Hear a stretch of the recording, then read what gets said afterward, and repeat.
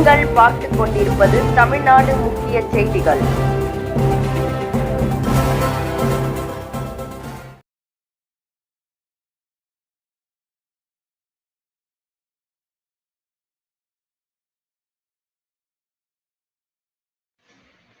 வணக்கம்.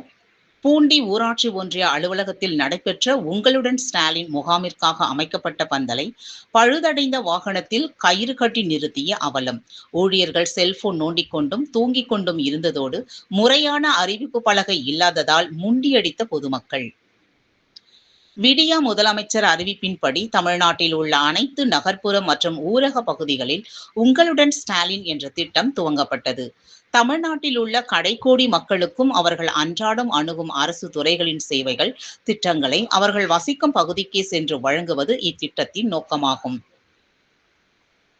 மேலும் இந்த முகாம்களில் கலைஞர் மகளிர் உரிமை தொகை பெற தகுதியுள்ள விடுபட்ட மகளிர் எவரேனும் இருப்பின் முகாம் நடைபெறும் நாளன்று முகாமிற்கு சென்று தங்கள் விண்ணப்பத்தினை அளிக்கலாம் என்றும், கலைஞர் மகளிர் உரிமை திட்டத்திற்கான விண்ணப்பம் உங்களுடன் ஸ்டாலின் முகாம்களில் மட்டுமே வழங்கப்படும் என அறிவிக்கப்பட்டது.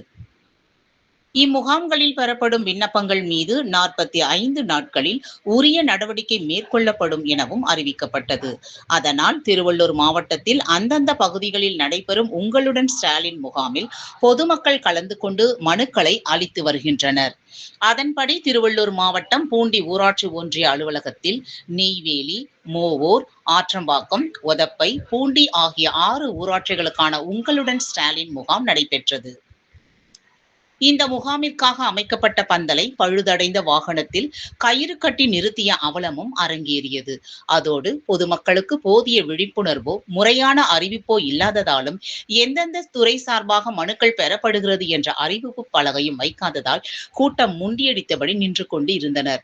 மேலும் இந்த முகாமில் கலந்து கொண்ட அரசு ஊழியர்கள் செல்போனில் பேசிக்கொண்டும் அரட்டை அடித்துக் கொண்டும் ஒரு சிலர் தூங்கிக் கொண்டும் இருந்தது பொதுமக்களிடையே எரிச்சலை கிளப்பியது.